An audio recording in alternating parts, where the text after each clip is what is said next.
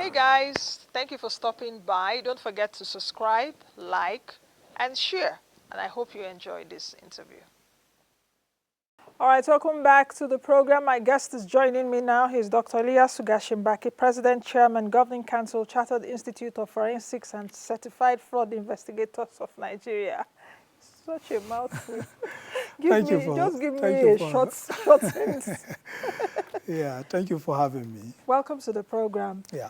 We're discussing LG's financial autonomy. A lot of people were happy with that judgment, as it were.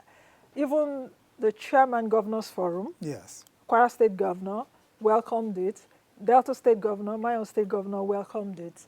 So I've heard different, governors talking about, okay, it's okay.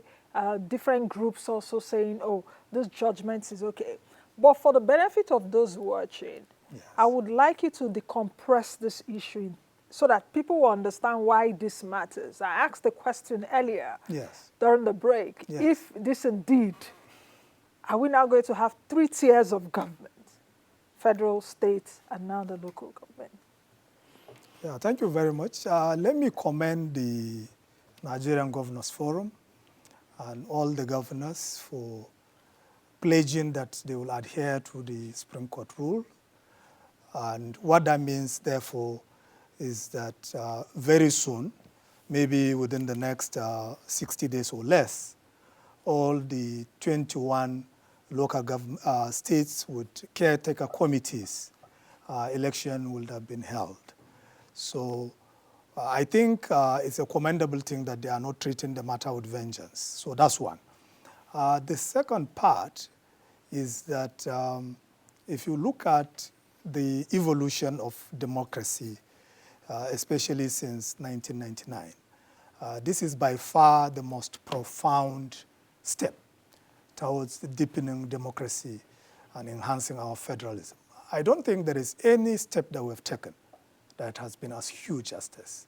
So the truth is, Nigeria now will operate 3 tiers of government. Another thing that is also very profound about this is the very first time that power is being devolved to 774 local governments, to leadership group that doesn't have immunity.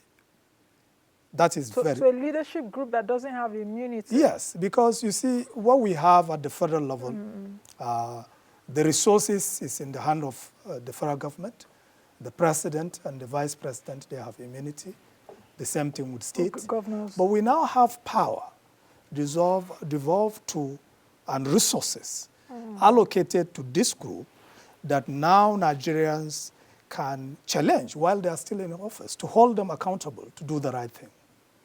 And without immunity protecting them? Yeah, sure. So what does that now say for governance and accountability of funds? Because earlier on I did speak about, before you came in here, in terms of if this step would really engender accountability, if this step would not also make the chairpersons of local councils emperors like the governors have been. They are the almighty in their states, you know, to a large extent. They say what happens, you know. They even have a very solid power in terms of even swerving how the country would be. So what does this say? Well, that is it. I think there shouldn't be any apprehension because, number one, this is not, the local government are still part of the states. And therefore, the governors will still have some form of influence. And the governors being governors, in a way also, there is a dotted line relationship with the local government. So they will still do things jointly. And one of the things we should try as much as possible to make sure it doesn't happen is that nobody is pitching the local government against the governors, or the vice versa. The idea now is that for the very first time, resources will get to the bottom, will get to the last mile, because we have seen, and that's why you can see organizations like SEREP. SEREP has gone to court to compel the 36 state governors, including the FCT minister, to show us what they have done with local government money since 1999. And we are talking about funds in excess of 40 trillion that has gone through that system.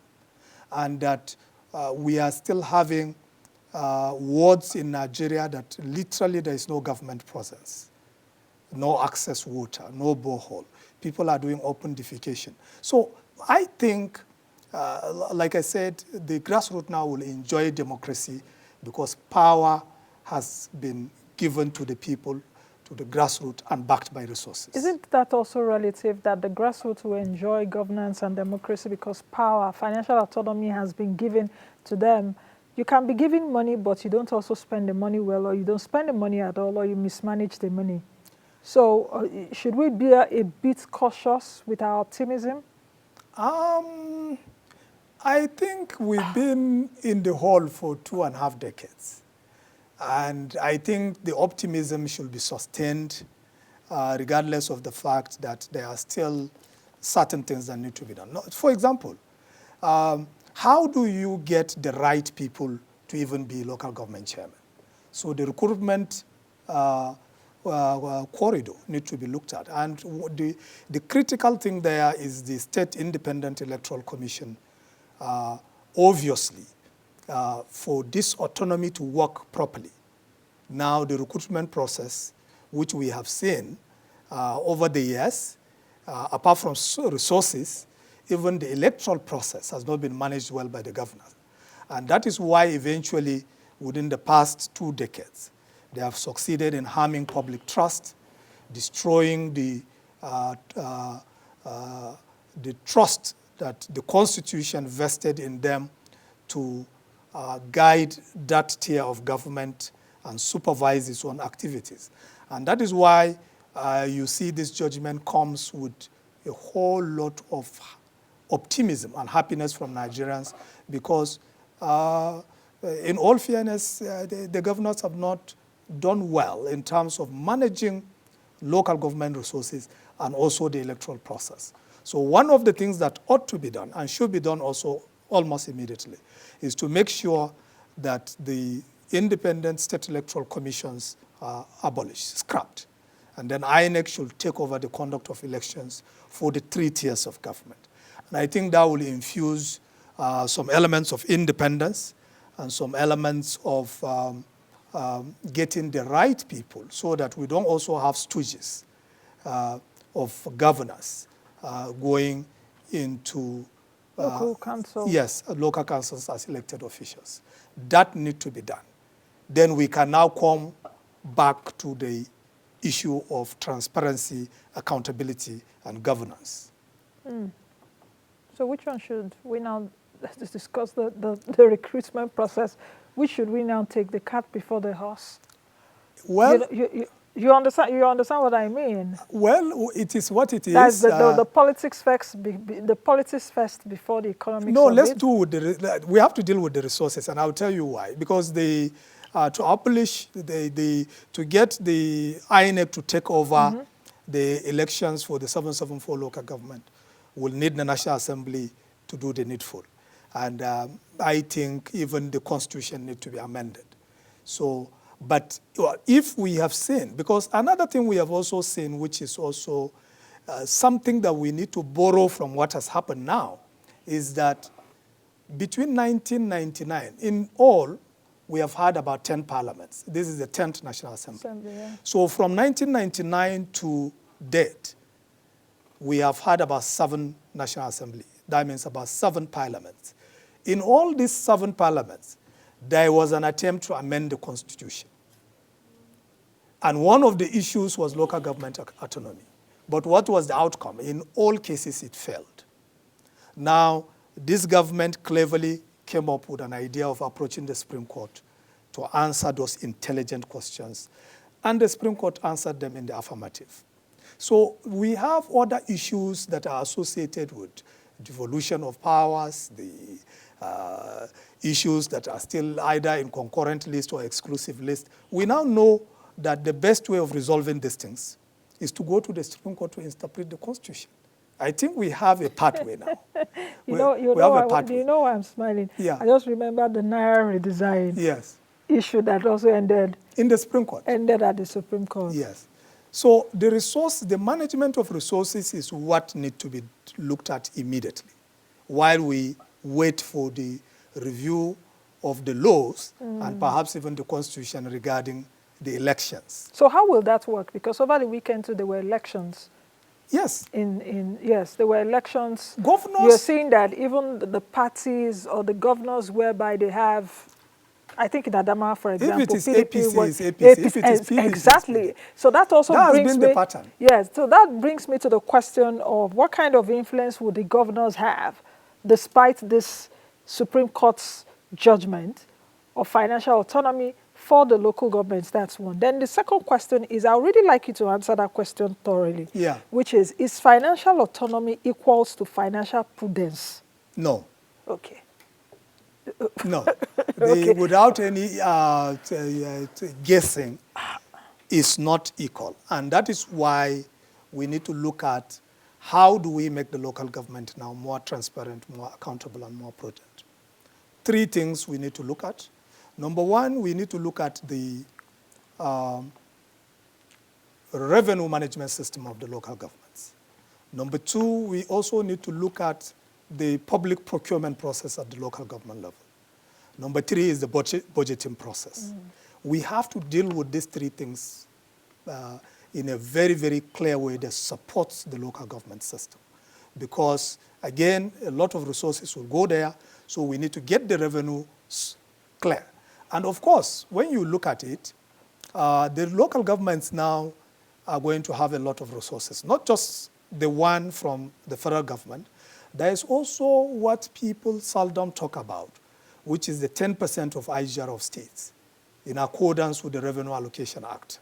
And of course, the Constitution also has supported that. So you're talking about now other sources of revenue for the local government areas, Absolutely. not just FAC allocation Not every just month. FAC allocation. Yes, I was coming to that later, but since you are there, let me allow you. Yeah. So you can now see that the local governments, apart from FAC allocation, there's 10% of IGR, plus other levies that they collect directly. So which means that tier of government, as in terms of funding, is now going to be adequately funded because these monies will come to them. And again, if there is any challenge with the 10%, because the state will probably want to hold on to that again because they have not been given them.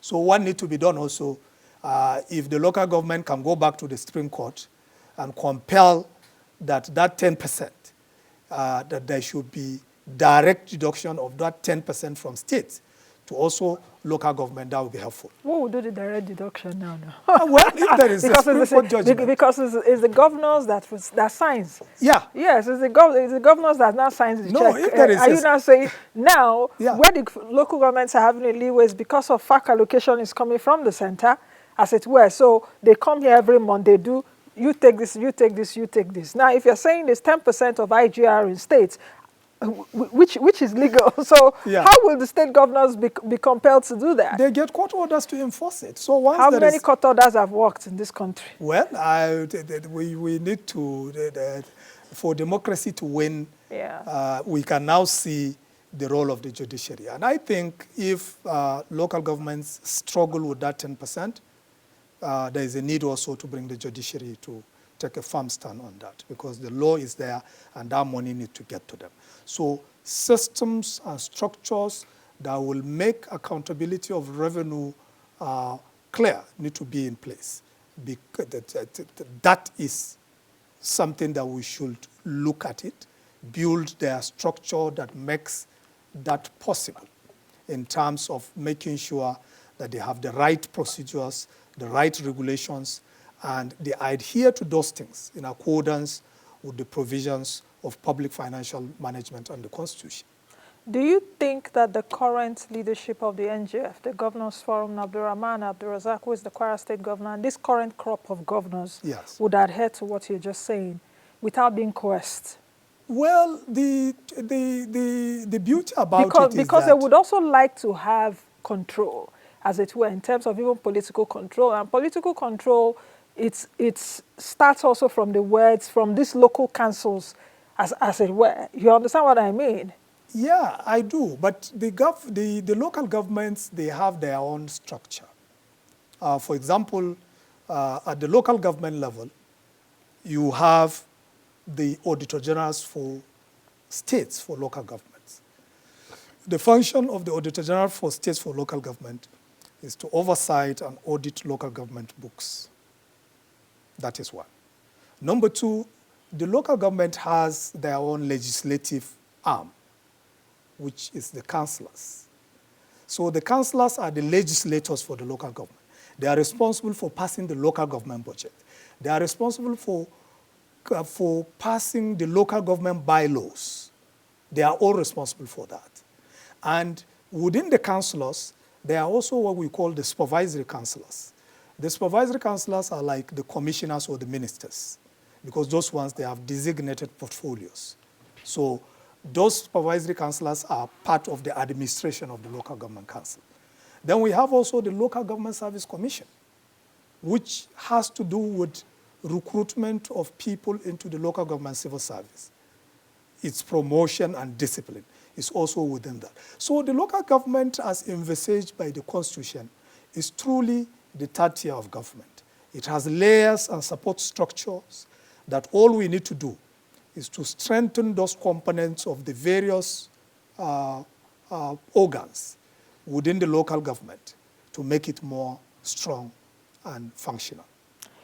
I will want us to go back to the basis again, yes, and to inform Nigerians why this is really important. Yes. What role do the local councils, the local government areas play? I was watching television a few days ago and I was so disheartened. Yes.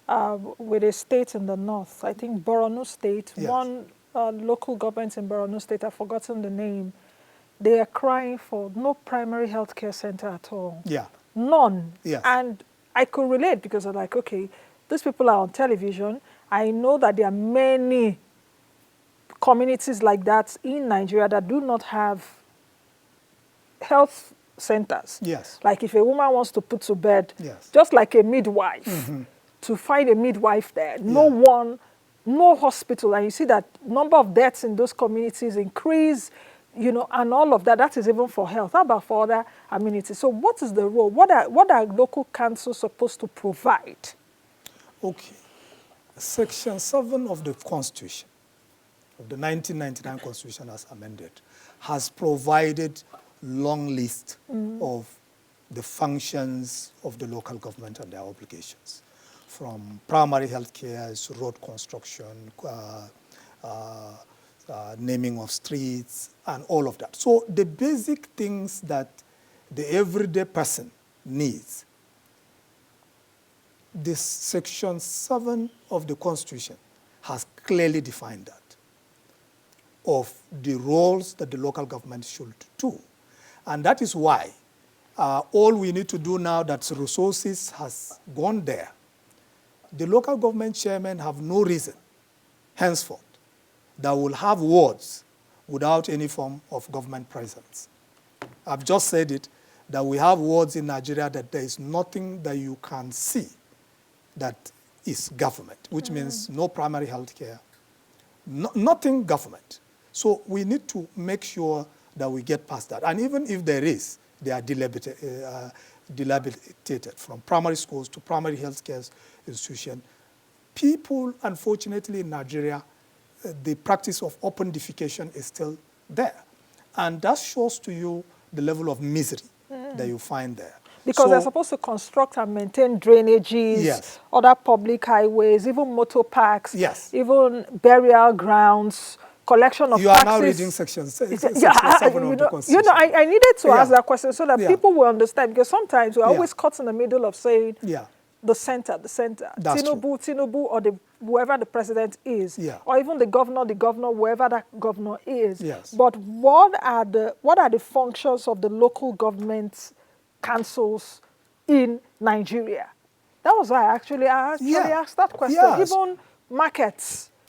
It's all under them. Yes. And that is why markets, except the one jointly constructed by the state government or the local government, it's all markets are under the local government. So the local government really, as anticipated by Section 7. Registration of birth and deaths. Yes. All of that. All of that. All of that. That is why if you are talking about naming of streets, addresses, the central addressing system and all of that, it's still the local government. So the local government, they are at the center of development. And if democracy is to win, we must make sure that the local government's powers and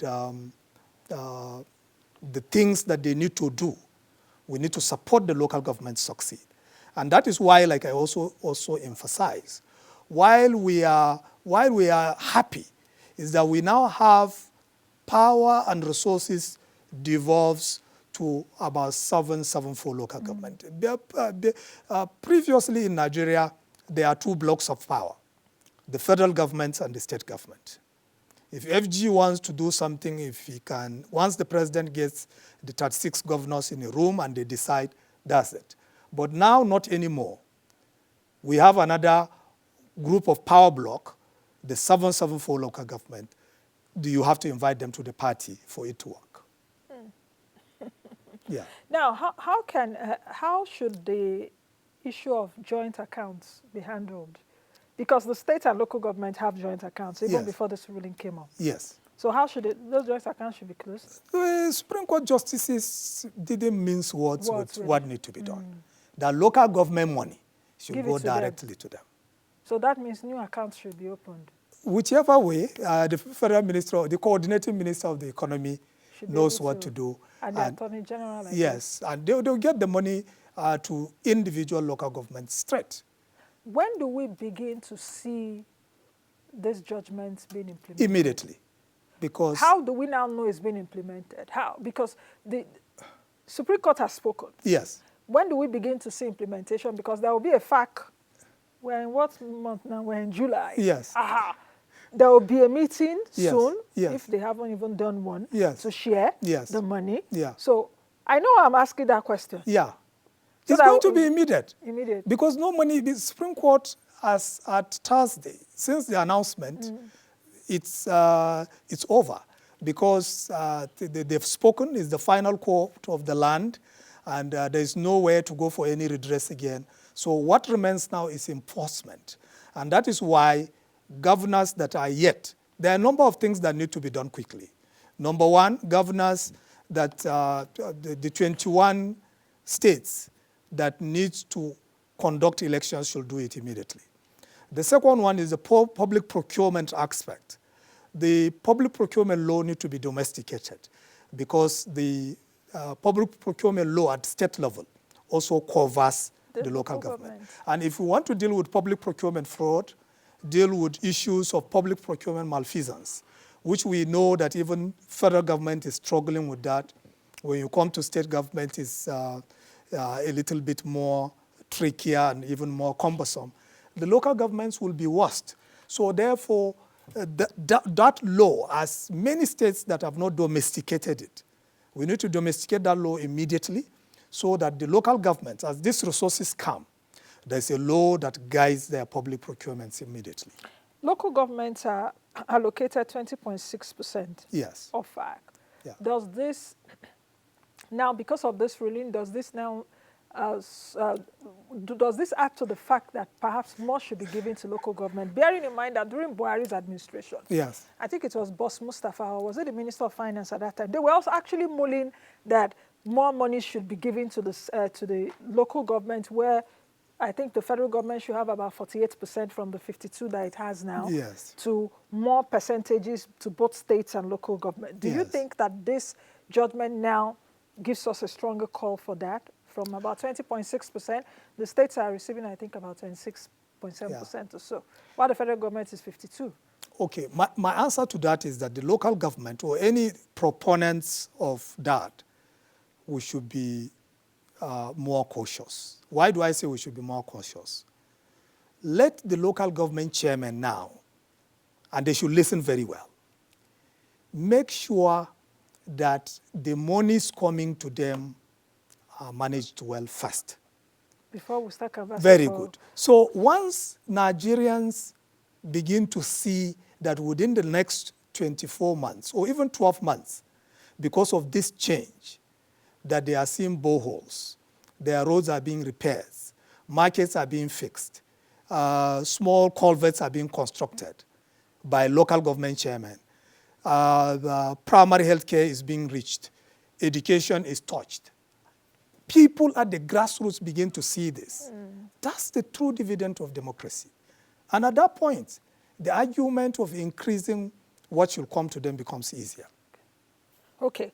Let me go back to what the chairman of NGF said, Abdurrahman Abdurazak. Yes. He said that what the local government have to do is to manage themselves, especially with the upcoming minimum wage. Yes. Because they also pay salaries. Yes. Which is a very important dimension. Yes. But there was another part which he mentioned, which was quite interesting too. They have to manage their affairs and make sure salaries are paid, yes, and traditional rulers get their 5%. This according to the Vanguard. Yeah.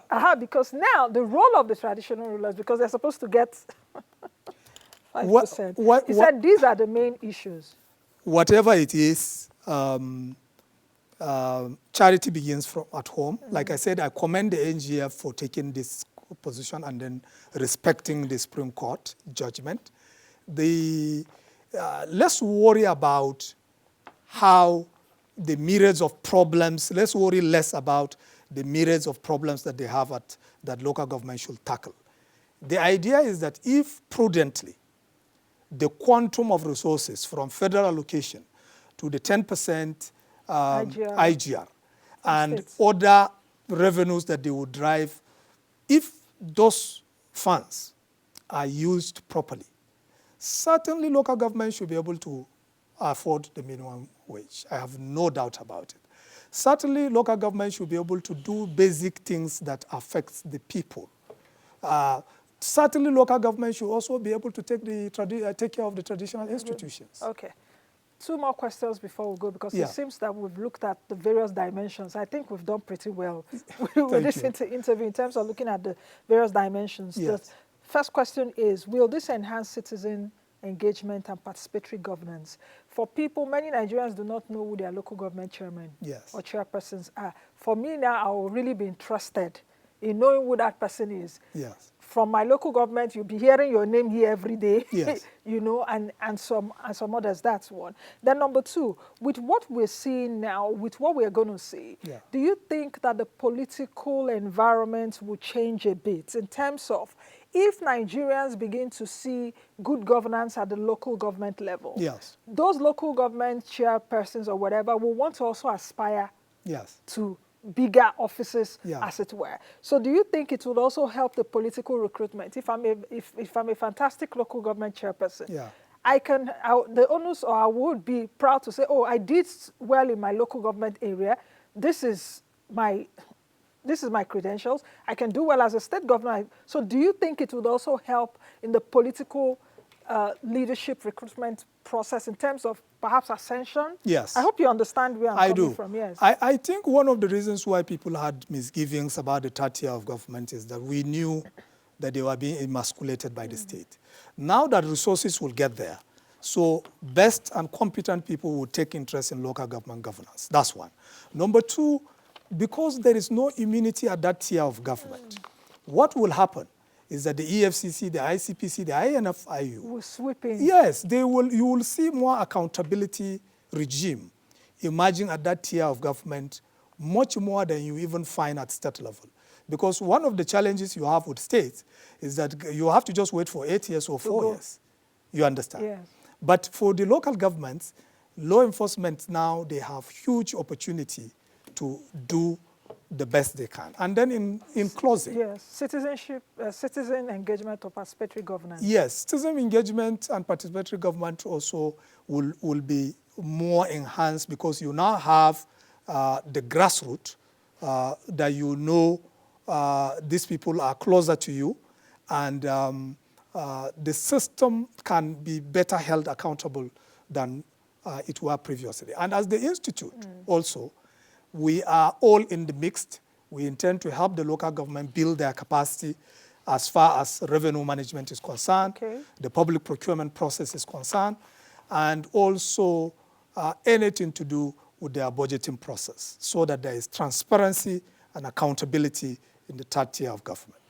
That's a lot of work, 774 local councils, Yeah. a lot of work. But I'm really excited with this judgment, and let's see how that goes. Thank you very much, Dr. Gashinbaki. Thank you for having me. For being on the program. I've been speaking with Dr. Iliyasu Gashinbaki, who is the President, Chairman, Governing Council, Chartered Institute of Forensics and Certified Fraud Investigators of Nigeria. We've been looking at LGs Financial Autonomy. We should all be optimistic, and for you watching, you should now be interested in who is your local government chairperson and not caretaker committee.